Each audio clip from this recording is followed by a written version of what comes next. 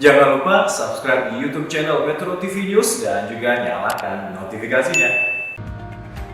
Pemirsa, kembali lagi di Selamat Pagi Indonesia, dan saat ini baju muslim menjadi incaran masyarakat, terutama jelang Hari Raya Idul Fitri. Gaun kaftan masih menjadi favorit perempuan muslim untuk bergaya di hari raya nanti. Konsumsi industri muslim di Indonesia sejak tahun 2020 hingga 2021 mencapai 227 triliun rupiah. Nah, angka tersebut menjadikan Indonesia sebagai negara ketiga terbesar di dunia pangsa pasar baju muslim. Salah satu baju muslim perempuan yang kini namanya memiliki pasar besar adalah Anpradia. Usaha keluarga yang sudah berdiri sejak tahun 2014 ini memiliki ciri khas gaun kaftan dengan motif batik. Dua kakak adik, Anissa Paramita sebagai desainer dan Sinta Pradani yang fokus di bidang penjualan, sukses menjadikan gaun kaftan dapat digunakan untuk segala acara. Inspirasi motif batik yang dituangkan ke dalam desain Anpradia muncul karena kecintaan keduanya terhadap motif khas Indonesia. Dan kini Anpradia mulai melebarkan pasarnya dan memproduksi abaya, sarung set hingga atasan blouse.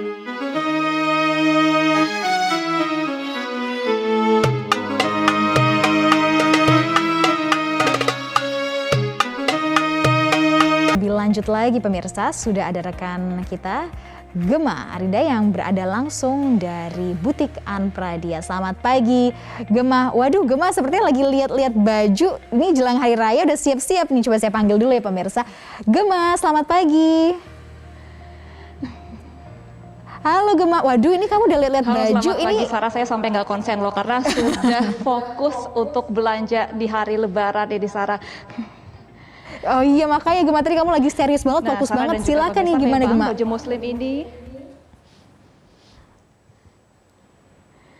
sudah menjadi pasar yang sangat tinggi di Indonesia karena sudah konsumsinya ini mencapai lebih dari 200 triliun rupiah dan diperkirakan akan bertambah di tahun depan.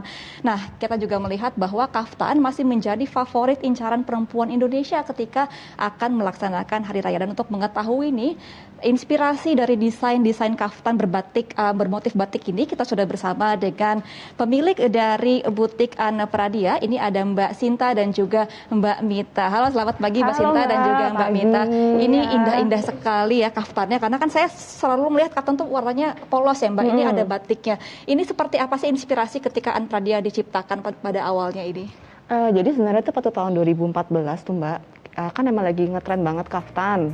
Terus kaftan tuh kan rata-rata kan emang identik dengan satu agama ya, maksudnya ya dengan muslim, dan rata-rata batiknya yang panjang dan polos-polos. Nah, kita punya ide karena kita berdua suka batik. Kakak saya suka batik juga, jadi kita pikir yuk kita bikin yuk kaftan dress tapi batik. Nah, yang bisa dipakai segala usia, segala bentuk badan. Nah, akhirnya kita bikin lah ini Anpradia gitu. Ini sudah berjalan berapa tahun Mbak usahanya? Dari 2014 Mbak. 2014. Ini ada nggak yang signature banget, yang sering banget dibeli sama pembeli? Paling sering dibeli ya? Banyak sih Mbak, ini sih yang pertama ini. Kalau ini yang modelnya yang ini, nah di sini kita punya detail beads ini. Ya. Terus ini bahannya juga sutra Mbak. Sutra ya. Ini untuk payatnya ini menjahit sendiri atau kita bikin sendiri. Kita jahit sendiri satu-satu Mbak ini. Nah, sejauh ini Anpradia sudah ada berapa penjahit yang mengerjakan baju-baju ini? Kalau sekarang sih penjahit ini kita baru 3 sih Mbak. Tapi kalau tukang payetnya kita ada 4 orang. Jadi total kita sama suakaryan 10 ya, sama admin ya, 10 orang sih Mbak. Jadi kan pada ini kan UMKM ya, membantu mensejahterakan para penjahit sendiri. Nah, ini seperti apa sih perjalanannya sampai akhirnya sudah 8 tahun berjalan? Gini sih, sebenarnya Anpradia tuh emang kita membantu ya untuk menyejahterakan karyawan-karyawan kita seperti para penjahit kita, payet-payet, dan juga untungnya dengan ada sebagian untung dari kita bantu juga untuk orang-orang yang membutuhkan sih Mbak, seperti itu. Ini kan usaha keluarga ya Mbak Sita, berarti di bagian marketing ya, kalau Mbak Mita sendiri untuk desain. Nah, betul. ini ada nggak Mbak desain yang lagi dibuat gitu untuk produk barunya? Saya itu biasanya cuma dari sketch dulu kan Mbak. Jadi kan seperti ini dulu biasanya kita manual dulu, nanti terus kita proses mungkin saya konsul dengan Sinta dulu, kita discuss baiknya betul. gimana, terus kita akhirnya bikin sampel, lalu terus setelah itu baru kita sudah ngerasa oke, baru terus Betul. kita produksi.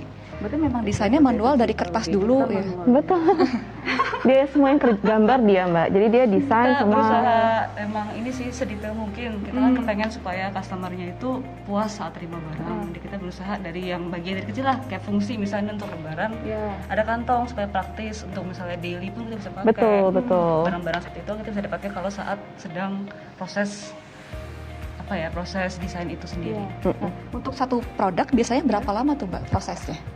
Saya memang mentargetkan itu nggak lama Seminggu sih sih ya, paling ya. sekitar seminggu. Nah ini kan udah jelang lebaran nih, ini udah banyak belum yang beli? Alhamdulillah udah lumayan banget Mbak. Alhamdulillah. Ini kan sempat pandemi nih, udah mau jalan 3 tahun, ini sempat terdampak nggak sih usahanya karena pandemi? Kalau pandemi sendiri pastinya terdampak ya Mbak, soalnya kan memang dari pola konsumennya berubah, Betul. terus dari kebutuhan konsumen juga berubah. Cuman memang kemarin kita udah lumayan ya, alhamdulillah ya. Alhamdulillah, Kita mulai alhamdulillah. naik, terus mulai berusaha bikin yang baru-baru lagi untuk menyesuaikan kebutuhan pasar. Terus apalagi ya setelah itu? Ya iya sih, baik kita kayak kan trennya kan juga berubah ya sejak pandemi kan. Jadi kan orang-orang kan lebih pilih untuk karena mereka kebanyakan yang kayak di rumah, terus mereka mungkin jarang ada acara. Jadi kita bikin casual look Mbak, contohnya kayak ini. Oh ini produk baru berarti Iya, ya? ini produk baru, satu produk baru terus kayak ini. Maaf kalau saya boleh tunjukin ya Mbak, ini. Berarti kayak harus outer-outer. makin kreatif ya Mbak ya Betul, untuk itu menciptakan wajib barang Mbak baru. ternyata Mbak. Jadi kayak ini outer-outer ini kita juga bikin, jadi ini bisa dipakai untuk kalian ke kantor. Jadi nggak harus selalu kayak occasion pesta lebaran tuh nggak harus selalu itu. Jadi kita merubah gaya kita juga. Jadi nggak cuma selalu kaftan dress dan sarung saja, kita bikin juga outer-outer daily look ini. Nah pandemi ini kan memang bergeser ke online ya penjualan ya. Nah ini ada Betul. kendala-kendala nggak sih yang Kita dihadapi? justru malah lagi meningkatkan di pasar online sih memang Mbak. Jadi Betul. kayak seperti e-commerce, Betul. terus kita coba di WhatsApp, di Instagram kita lebih kencang lagi untuk video terutama, terus apalagi ya, Karena terus konten promosi kan Nah, juga konten penting promosi banget ya penting. sejak online ya. Karena orang kan biasa offline nih, orang rata-rata kan. Karena baru pandemi jadi online, kita harus emang bikin promosi-promosi yang menarik sih ya, ya, foto-foto yang menarik, oke. untuk menarik konsumen lagi Betul. seperti itu. Nah kalau jelang-jelang lebaran ini kan pasti lebih sibuk kan ya karena banyak yang pre-order dan lain-lain. Ini Iya, persiapannya seperti apa nih untuk menghadapi lebaran? Karena kan tahun ini udah mulai mudik nih, mungkin orang-orang sudah mulai ingin pakai baju baru lagi gitu. Nah ini persiapannya seperti apa sih? Persiapannya yang jelas yang pertama sih kita Ya dari awal sih Mbak kita udah siap-siapin bahan-bahan materi. Bahan-bahan semua dulu kita pilih Betul. tema warna tahun ini seperti apa. Betul. Terus mungkin setelah itu model-modelnya pun kita sesuaikan dengan kebutuhan zaman sekarang seperti apa. Dan yang pastinya sih kita juga nggak kepengen kita menyesuaikan tapi kualitas turun. Ya tetap kita harus masukin signature kita tuh seperti apa tuh tetap harus ada. Nah itu emang kita perlu waktu lebih sih untuk itu kemarin ya. Iya, Sekitar benar. berapa bulan ya kita persiapan? Kayaknya nggak gitu lama sih. 3 bulanan sih kita 3 bulanan prepare Mbak, sebenarnya. untuk lebaran ini. Nah ini kan memang tempat ini menjadi lokasi untuk penjahitan juga tadinya ya. Nah ini kan Betul. tadi saya lihat nggak ada penjahitnya tuh. Ini selama pandemi ini apakah berubah pola bekerjanya? Iya, betul sih. Semenjak pandemi memang kita penjahit sekarang di rumah. Betul. Jadi di rumah masing-masing supaya mereka juga bisa ada waktu lebih untuk keluarga dan terus juga lebih fleksibel juga sih ya untuk waktunya kita sekarang. Berarti tetap menjaga kesehatan dan juga Iya, mensejahterakan. itu wajib Mbak. Nah, betul. ini ada tips-tips nggak sih bagi para mungkin yang akan baru memulai usaha fashion mungkin baju muslim ini ada tips-tips nggak untuk para pemirsa mungkin yang akan terjun ke dunia fashion baru-baru ini? Ya sebenarnya sih dari kita sendiri kita kan juga masih merintis ya Mbak ya. Jadi kalau di kalian gitu ya mungkin gimana ya, yang penting sih yang pertama cari tahu dulu apa sih passion kita, apa sih kesukaan kita. Kalau bisa kembangkan itu menjadi sesuatu hal bisnis. Terus yang kedua carilah partner yang bisa saling support satu sama lainnya. Kayak ini kita berdua Ini adekku, Mbak. amazing kakak adik kan, kakak adik berdua, iya satu keluarga. Ternyata emang saya paling cocok sama dia, ya kita cocok lah berdua ini untuk bangun usaha bareng ya. Terus yang ketiga mungkin perhatikan Yang ketiga, kualitas ya. itu paling penting sih, Betul. kualitas produk kita Betul. tetap harus gimana customer terima itu mereka kita usahakan mereka puas lah dengan apa yang mereka terima. Nah ini kan tadi dari tahun 2014 ya. Dulu Betul, kan memang kaftan kan polos-polos. Mungkin kalau batik warnanya monoton aja. Nah ini inspirasi warna-warni batik ini awalnya seperti apa nih? Nah ini. Nah itu lebih ke supaya fun sih Mbak. Jadi kan kalau dulu kan emang kita pikirnya batik itu untuk acara-acara formal, harus ke kondangan, harus kemana. Dulu loh ya tahun 2014. Lalu kita pikir ya udahlah kita bikin yuk warna-warni yuk. Iya, kan. warna-warni yang Supaya cerah-cerah dipakai gitu ke kan. mall tuh orang masih warna-warninya cenderung lebih dressy juga. Kita memang arahnya dressy, yang nggak arah kita selalu ada bead seperti ini. Dan semuanya handmade ya, semua semuanya jahitan tangan ya. Semua handmade, betul Mbak. Oke, siap kalau gitu. Terima kasih banyak atas waktunya Mbak Sita dan juga Mbak Mita. Semoga usahanya semakin naik dan sukses selalu ya. Terima kasih Selamat pagi, banyak. salam Ya, sehat. pagi. Nah, Selamat pemirsa pagi. memang untuk produk dalam negeri pun tidak kalah bagus ya dengan produk luar negeri, sehingga selalu cintai produk dalam negeri dan juga dukung UMKM di Indonesia. Kembali ke Anda, Sarah. Baik, terima kasih Gemma Tanjung atas laporan dan juga sharing-sharingnya dengan para pelaku UMKM.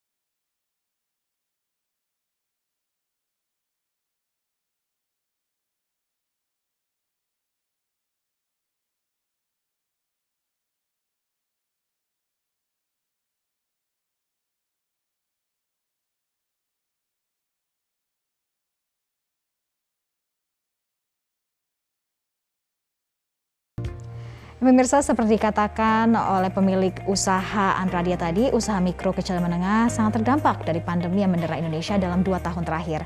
Tidak sampai 10% UMKM yang masih bertahan dan juga tumbuh positif selama periode pandemi COVID-19. Lalu kini seiring membaiknya kondisi pandemi, sektor UMKM pun kembali bangkit. Momentum jelang Lebaran turut membuka jalan selebar-lebarnya bagi UMKM untuk kembali mampu menggerakkan ekonomi warga. Sudah cukupkah dukungan selama ini dari pemerintah? Kita langsung tanyakan kepada Menteri Koperasi Usaha Mikro Kecil dan Menengah, Teten Mas Duki. Selamat pagi Pak Teten, apa kabar Pak? Selamat pagi Sarah, kabar baik gimana? Ya. Iya, kabar baik juga Pak Teten, dan kabar baik lagi semakin baik karena memang kondisi pandemi COVID-19 kini juga semakin baik, dan dengan itu juga kondisi UMKM kita katanya juga semakin baik Pak Teten. Ini seperti apa Anda melihatnya? Ya, seperti tadi data survei memang menunjukkan hampir 86% UMKM sudah pulih. Ya, tingkat kemampuan shaping, ya, cash flow-nya sudah mulai baik dan ini bagus untuk keberlanjutan bisnis mereka. Nah, ini ada kaitan memang dengan satu adalah COVID sudah mulai kita tak baik penanganannya, sehingga pelonggaran kegiatan usaha, kegiatan sekolahan, kegiatan industri, perkantoran mulai jalan kembali. Apalagi hari ini kita mendekati bulan puasa Ramadan, ini juga saya kira satu market yang besar bagi UMKM. Bukan hanya fashion, tapi nanti oleh-oleh di berbagai daerah ini akan sangat baik ya, kuliner juga. Yang kedua, selama pandemi kemarin, pemerintah kan melakukan adjustment terhadap kebijakan-kebijakan. Jadi sekarang ekosistem UMKM sudah jauh lebih baik, akses kepada pembiayaan, akses kepada market, akses kepada pengembangan usaha. Bahkan untuk bikin usaha aja sekarang semuanya kita permudah, ya, sampai standarisasi juga kita permudah.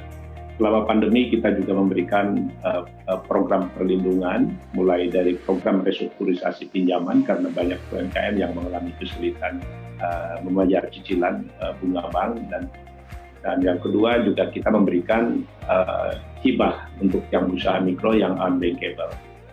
Nah, jadi menurut saya dua hal lah kalau saya simpulkan. Yang pertama memang UMKM-nya sendiri sudah punya kemampuan resiliensi yang bertahan survival yang luar biasa dari krisis ke krisis. Selama pandemi mereka melakukan inovasi produk, inovasi bisnis dari offline ke online, ya, dan lain sebagainya. Nah, di sisi lain pemerintah juga melakukan tadi program yang cukup tepat, baik itu untuk menangani di masa pandemi seperti kesulitan pembiayaan. Di sisi lain juga pemerintah melakukan perubahan yang mendasar dari segi kebijakan-kebijakan untuk memperkuat ekosistem UMKM. Nah, saya kira hari ini kita optimis sejak UMKM akan kembali normal. Oke, Pak Teten, selama pandemi COVID-19 kita melihat bagaimana pentingnya sektor digital dan juga bagaimana UMKM sangat bergantung dengan pembayaran dan juga transaksi digital. Ini bagaimana peran pemerintah untuk mendampingi mereka dan juga UMKM yang ingin digitalisasi perusahaan-perusahaan atau usaha-usaha mereka? Ya, pemerintah ada beberapa hal. Yang pertama tentu infrastruktur internet ini kan sudah hampir 97% wilayah Indonesia sekarang sudah bisa diakses oleh pasar digital, ya, ekonomi digital. Yang kedua, kita juga bersama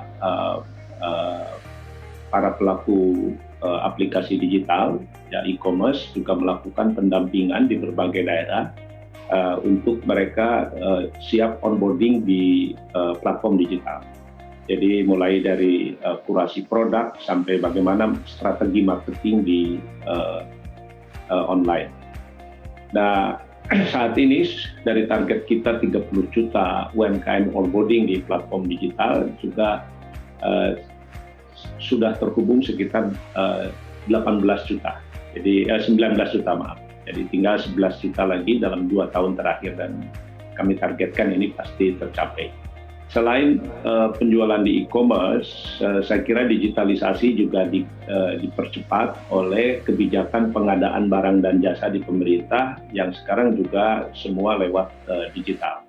Jadi kami juga menggerakkan gerakan Bangga Buatan Indonesia, ya, dan ini satu gerakan untuk menggerakkan masyarakat supaya mulai bangga dengan membeli menggunakan produk-produk karya anak bangsa sendiri. Dan ini saya kira signifikan. Kenapa? Karena sebelum pandemi pun 52% ekonomi Indonesia itu digerakkan oleh konsumsi rumah tangga.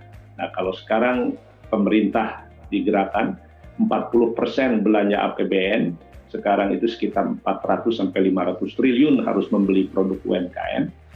Di sisi lain, kalau konsumsi rumah tangga, konsumsi masyarakat juga digerakkan oleh kita untuk membeli produk UMKM, termasuk juga mengurangi impor produk-produk konsumsi, ini saya kira akan sangat signifikan. Kami sudah menghitung dari 400 triliun belanja APBN untuk UMKM, ini BPS mencatat memprediksi sekitar 2 juta lapangan kerja akan terserap dan kontribusi terhadap pertumbuhan ekonomi antara 1,5 sampai 1,7%. Jadi ini signifikan. Jarang selama ini kekuatan ekonomi UMKM diperhitungkan. Nah, sekarang sudah terbukti dari krisis ke krisis dan saat ini pun UMKM lah yang menjadi penolong backbone ekonomi nasional. Iya, Pak Teten. Lalu bagaimana proyeksi ke depannya untuk pengembangan UMKM di tanah air, Pak Teten? Karena memang mereka merupakan backbone atau tulang punggung perekonomian negara kita. Nah, pemerintah sudah melihat bahwa potensi UMKM, potensi ekonomi UMKM kan luar biasa. Sekarang saja lapangan kerja 97% itu diberikan oleh UMKM. Ya, kontribusi terhadap PDB juga 61%. Nah, ini tidak boleh kita abaikan lagi. Karena itu pemerintah sekarang melihat potensi ekonomi UMKM yang luar biasa ini. Karena itu berbagai ekosistem ya yang sekarang untuk pengembangan UMKM seperti halnya di dalam Undang-Undang Cipta Kerja ini sudah kita bereskan. Jadi kalau kita belajar dari banyak negara, memang pemerintah itu fokusnya di membuat kebijakan untuk menghadirkan ekosistem yang kondusif bagi tumbuh berkembangnya UMKM. Tadi seperti akses pembiayaan, akses kepada teknologi, akses kepada market, ya, pasar, dan lain sebagainya. Nah, karena itu pemerintah sekarang merubah pendekatannya, bukan lagi melihat UMKM sebagai ekonomi survival, ekonomi rumah tangga atau ekonomi subsisten, tapi sebagai tulang punggung ekonomi nasional. Nah, karena itu kredit perbankan yang sekarang ini sangat rendah untuk UMKM, baru 19,8%.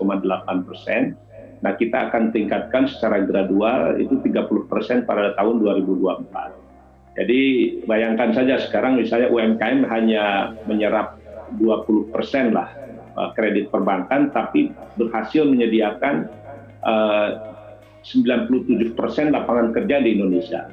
Nah, yang besar-besar itu kan yang banyak mengakses pembiayaan di bank hanya 3%. Nah, ini kan satu kesadaran, satu fakta yang harus meyakinkan kita bahwa saatnya kita sekarang memperkuat ekonomi UMKM, dan pemerintah sekarang sudah memperbaiki menghadirkan seluruh ekosistem yang dibutuhkan oleh UMKM. Memperbaiki dan juga meningkatkan ekosistemnya pastinya untuk memaksimalkan juga potensi luar biasa secara ekonomi dimiliki oleh UMKM untuk tanah air, untuk Indonesia. Terima kasih Bapak Teten Mas Duki, Menteri Koperasi dan UKM Republik Indonesia sudah bergabung bersama kami di Selamat Pagi Indonesia.